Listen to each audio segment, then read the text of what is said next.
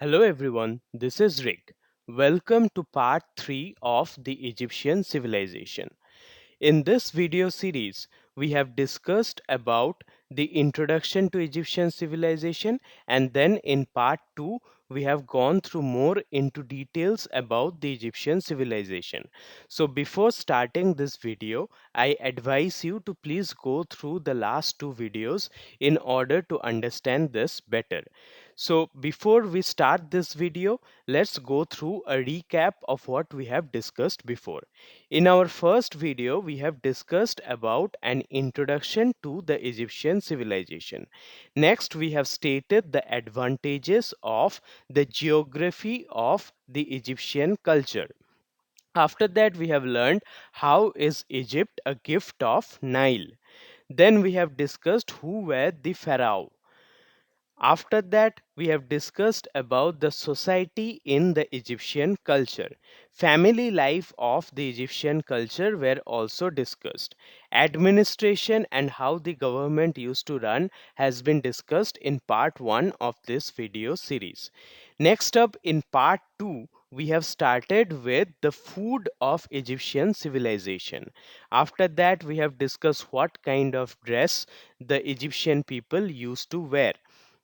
Then we have discussed about the occupations of the Egyptian culture, and also we have gone through the trade and commercial activities practiced by the people.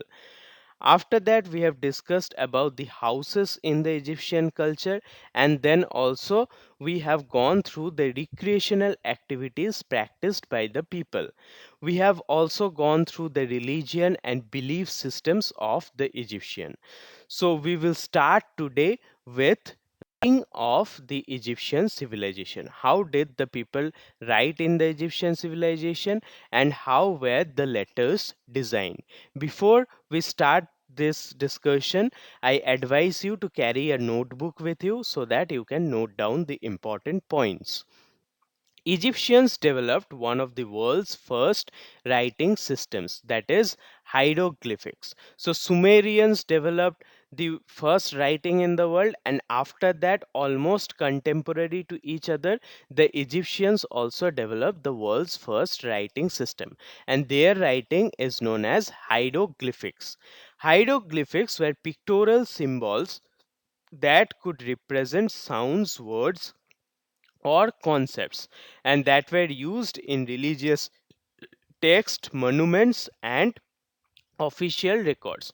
So hieroglyphics originated from pictures. So suppose a person is eating. In hieroglyphic, a stick person would be drawn and it would be shown that he is eating. So that was the letter itself.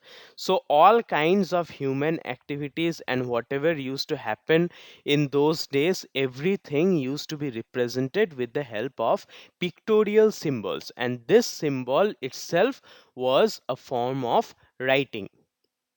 Scribes were highly trained in writing and used tools like reed pens and papyrus scrolls. So, papyrus scrolls were rolls of paper. Now, this is not paper as we see today. This was the earliest form of paper made from flax crops. Okay, and scribes means people who could write. They were very highly trained in writing, and they use tools like reed pens. Reed pens means pointy pens with which with the help of ink, people could write on paper. Writing was essential for record keeping, including taxation, land ownership, and legal matters. So, what was writing used for? It was primarily used for record keeping, means keeping an account of what was going on in the world, including taxation. Taxation means people, the government used to collect revenue from the people in order to maintain their facilities. So how much tax will be collected from what people, from whom how much money will be taken, from whom how much production will be taken, all these things were written down, and for that also writing was used. Land ownership and legal matters. Now if you have seen any land ownership document, then you will know that suppose you own a house house or a plot of land, there will be a government certified document for it. So those documents were also done with the help of writing. And legal matters means disputes between people, court judgments, all these things were written down. Hieroglyphics could be found on temple walls, tombs, and monuments, and deciphering them was has provided key insight into Egyptian life.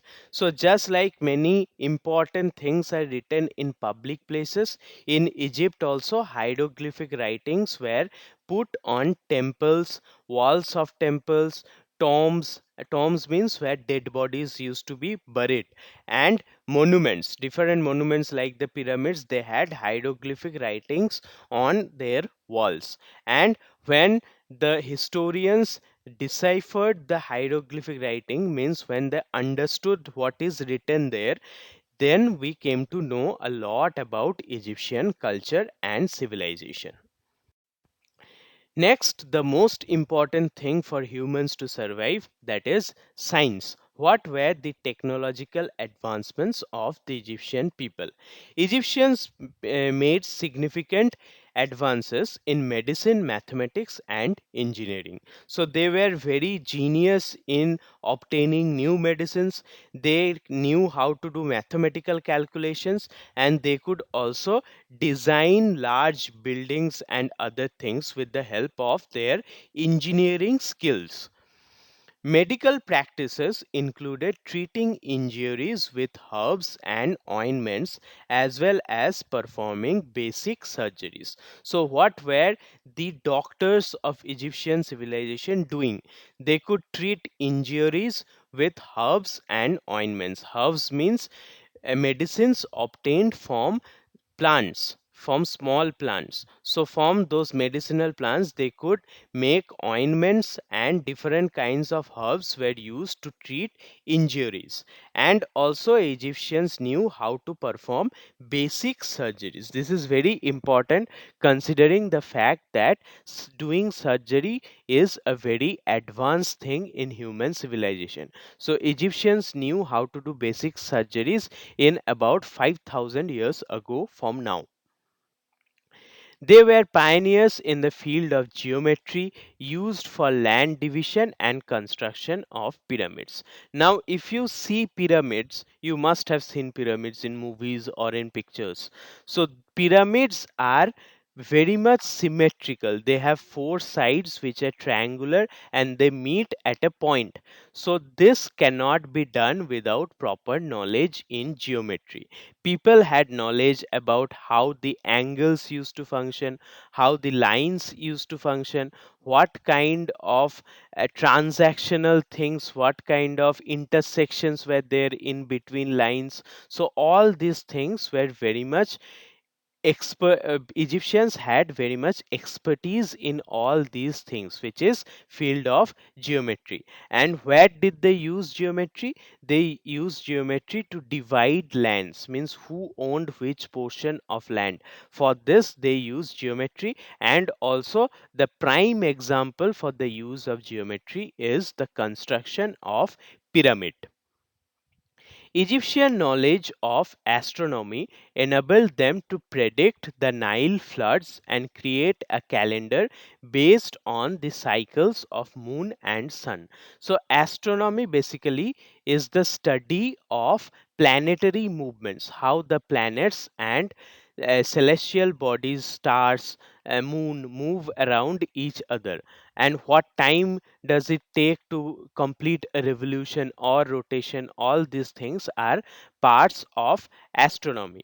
So Egyptians knew very good astronomy, and with the help of that they could predict when the Nile river will overflow, when the Nile river will flood. And based on the cycle also, they could calculate the calendars and calculate what kind of division of months and year could happen. Alchemy and early forms of chemistry. So chemistry, you are in class 6, you have just started learning chemistry, hence you will be knowing that chemistry is the study of chemicals, how they mix with each other and what are the uses of different chemicals. So early form of chemistry was also practiced in the Egyptian culture, and with the help of chemistry they knew how to mix metals with metals to make alloys, and how to preserve dead bodies, that is, how to make mummies. Solar calendar, astronomy.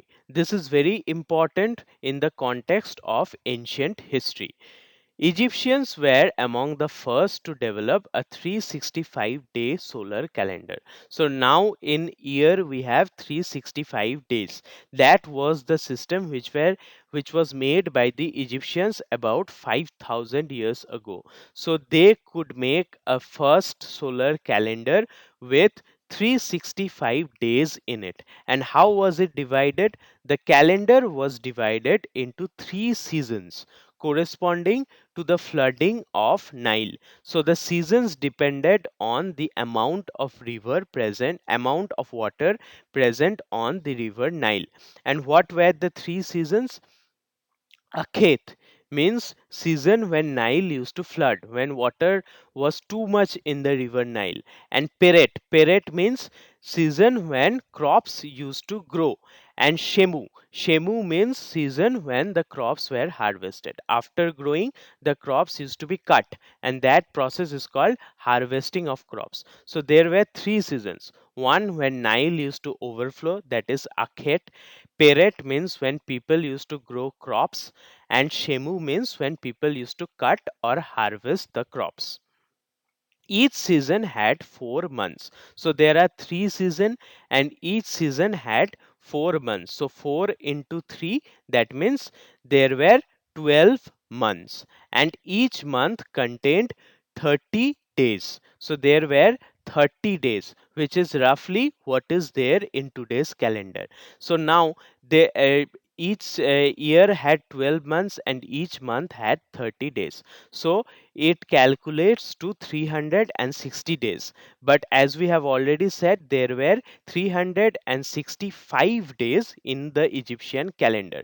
So with 5 additional days to make a full year. So Egyptians could understand that 5 additional days are required in order to make a full year. So, other than the 12 months, which had 30 days each, they added 5 additional days and thus made a full year, which is almost accurate to what is now, which to what is present today. The calendar was essential for organizing agricultural activities, religious festivals, and tax collection. So, whatever happens in a specific time. And which instrument provided the time to the Egyptians? It was the calendar. Just like nowadays, by seeing the calendar, you calculate the days of Durga Puja or the days of Christmas or days of any festival. Like that, the Egyptians also used to see the dates of religious festivals, agricultural activities, and also days of tax collection with the help of calendar. Astronomy also played a significant role in aligning the construction of temples and pyramids with movements of stars and planets. So every constructions which the Egyptians did had some kind of connection to celestial bodies. So with the help of astronomy, they could align the construction of pyramids with the movements of stars and other planets. So that was all about one of the most important aspect of Egyptian civilization, that is astronomy. Next up, we will learn about what kind of art and craft activities were practiced by the Egyptians. Egyptian art was highly stylized and symbolic, featuring strict conventions regarding form, color, and scale. So Egyptian art was very much stylized. They could draw human figures almost to the accurate proportions, and it was also symbolic. and there were strict conventions, means people could not draw however they wanted.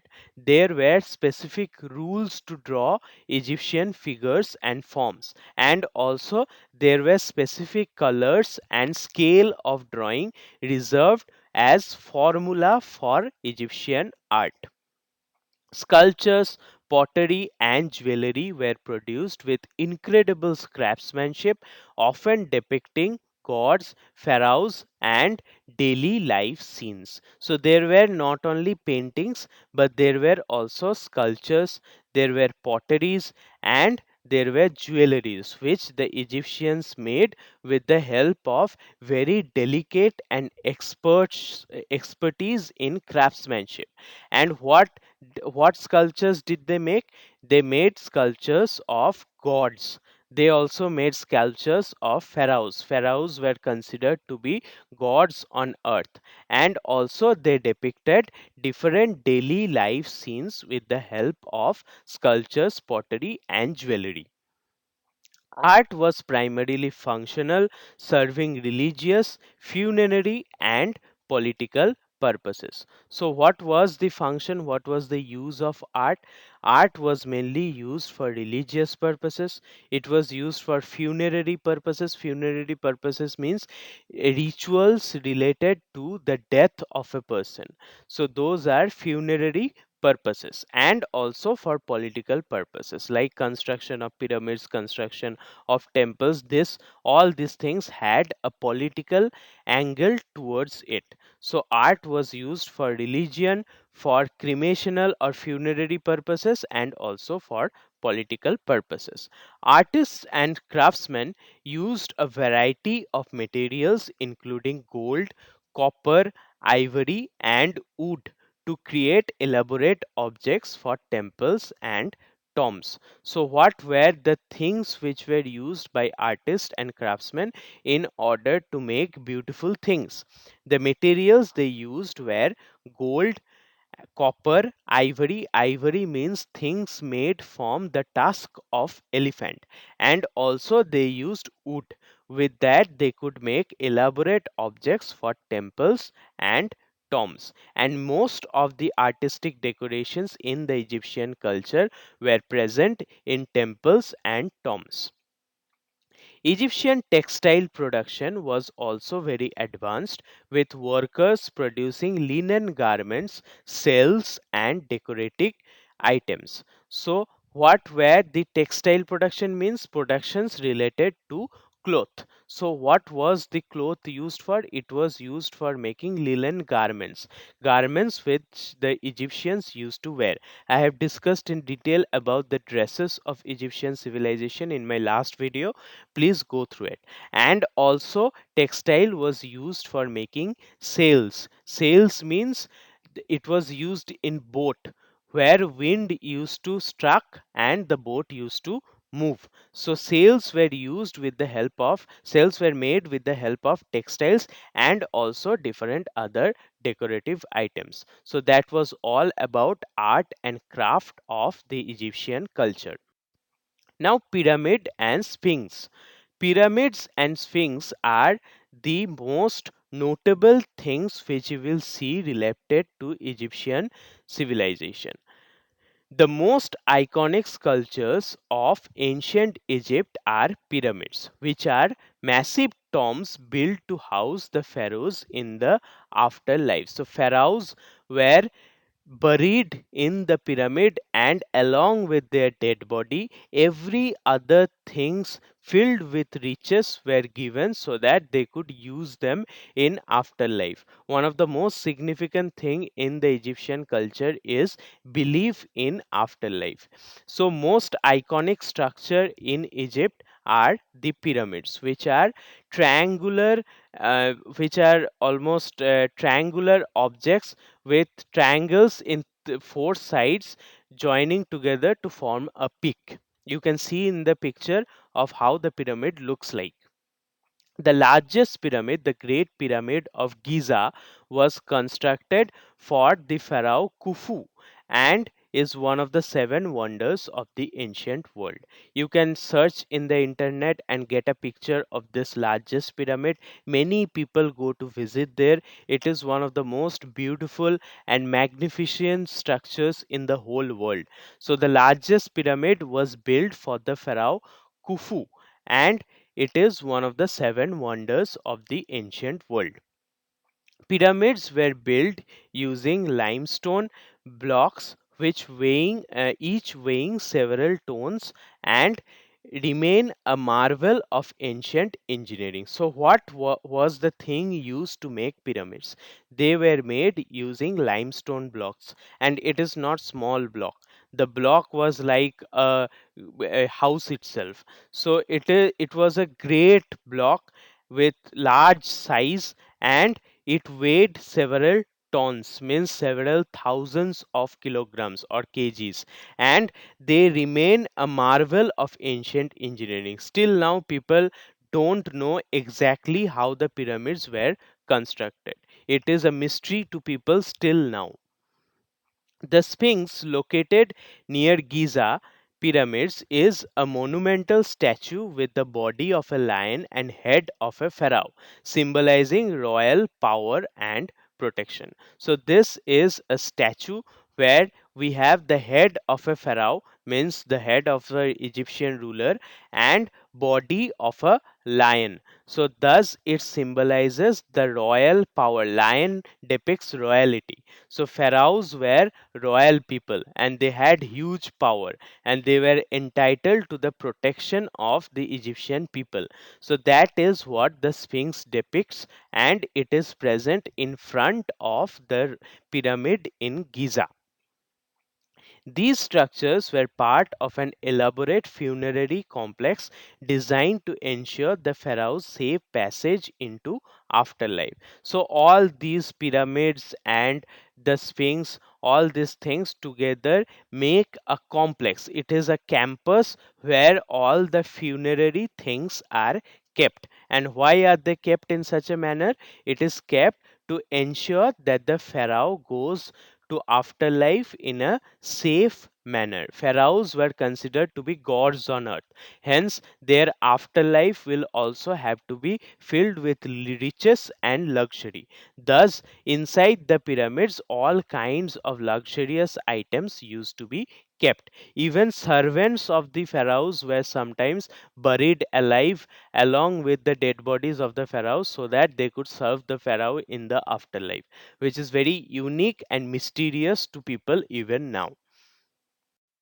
Now we have discussion about the tombs. So pyramids are basically tombs, but there were several other tombs also.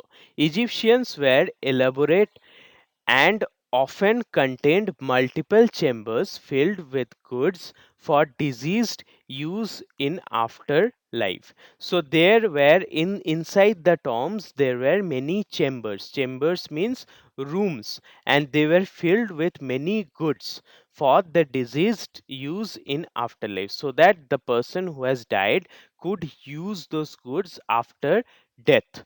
So it may sound a bit spooky or it may sound a bit mysterious, but Egyptian people believe that after a person dies, it goes to some other place, and if we bury other things with that person, those things will also go to some other place, and the person will live happily by using all those things. Hence, the Egyptian tombs contained a lot of goods so that the person could use it after death. Most famous necropolis was located in the Valley of Kings, where pharaohs like Tutankhamun were buried. So, necropolis is an elaborate tomb. It is almost like a palace. So, the most famous of those necropolis was located in the Valley of Kings. Valley of Kings is a place in Egypt where many of the pharaohs have been buried along with different luxurious, rich, and expensive items. So it is the tomb of Tutankhamun was one of the most famous tombs where we find many expensive things along with the body of the pharaoh. Tomb walls were decorated with hieroglyphs and paintings depicting scenes from the deceased lives and religious texts guiding them through the afterlife. So, in the walls of the tomb, we had paintings relating to the people who had died. So, how did that people live his life? What were the events in his life? All those things were depicted on the walls of the tombs with the help of paintings, and along with that we had writings also in hieroglyphs and religious texts. What was the function of those religious texts? Those religious texts guided the soul or the deceased person, the person who died, into how he will lead his afterlife. All those instructions of what a person should do after death, those things were also written inside the walls of the tombs. Mummification preserved the body, while canopic jars were used to store vital organs. So vital organs were stored in jars called canopic jars. And mummification is a process through which a dead body can be preserved for thousands of years. That process uses high knowledge in chemistry and alchemy. Tombs also contained items like jewelry, weapons, food, and amulets. Amulet means armbands. Okay, it is a kind of bangle but worn in the upper part of the arm. So, what were the things present in the tombs? It contained jewelry, it contained weapons, it contained food for the deceased person in the afterlife, and also it contained decorative jewelries like amulets, which were believed to protect and serve the deceased in the afterlife. The person who has died, that person needs protection in the afterlife, hence, all these things were supposed to provide protection. Decline. How did the Egyptian civilization come to an end? It survived for about 3000 years, but suddenly the Egyptian civilization existed no more. And why was that? The decline of Egyptian civilization began around 1000 BC due to a series of invasions, including by the Assyrians, Persians, and the Greeks. So, all these people attacked the Egyptian civilization very frequently, and because of that, from 1000 BC, there was a downfall in the Egyptian civilization. It does not mean that on the day of 1000 BC, suddenly all the people in Egypt died. No, nothing of that sort happened. It started, means the downfall started from 1000 BC and continued up to 30 BC. So, why did it happen? It happened because people like Assyrians, Persians, and Greeks were continuously attacking the Egyptian civilization. Internal strife, corruption, and weak leadership contributed to the gradual collapse of the centralized authority. So, people within the Egyptian civilization, the Egyptian people also fought with one another all the time during the last phase of the Egyptian civilization. And also there were corruption, means the government was not functioning properly, and also the pharaoh became very weak. He did not have the power to control over the people. Therefore there was a weak government, hence there was a weak centralized control. Therefore the Egyptian civilization had a decline or downfall. By the time of Cleopatra VI's death in 30 BC, Egypt had become a province of the Roman Empire. So, the last ruler of Egypt was a woman named Cleopatra, who is very famous in ancient culture. You can get a lot of information about Cleopatra on the internet. So, by the time of 30 BC, when Cleopatra, the last major ruler of Egyptians, died, Egypt was just a province of Roman Empire. Means there was Roman Empire and Egypt became a part of Roman Empire. It was not independent anymore. Egyptian culture, however, continued to influence later civilizations, particularly in the fields of agriculture, religion, and art. But Egyptian culture was very much important. People from the later on civilization learned a lot from the Egyptian culture, and thus there were evidences or influences of Egyptian culture found in all the later civilizations, particularly their advancements in the field of architecture, religion, and art. The fall of Egyptian empire marked the end of one of the longest lasting and most influential civilizations in human history. So with the end of Egyptian civilization, we see that one of the most advanced, most beautiful and the longest lasting civilization came to an end. Now we will read a conclusive summary of the all three parts of this video series. Egyptian civilization with its rich culture, vast architectural achievements and profound impact on later societies remains one of the greatest in history. Its reliance on Nile River combined with strong religious beliefs and a well organized society allowed Egypt to thrive for thousands of years. The legacy of Egypt's pyramids, hieroglyphic writing, and religious practices continues to captivate the world today. Although its decline was inevitable, Egypt's innovations in agriculture, science, and governance remain benchmark in the study of ancient civilization. Pharaohs, their divine right to rule, and the monumental tombs built in their honor are lasting symbols of Egypt's grandeur.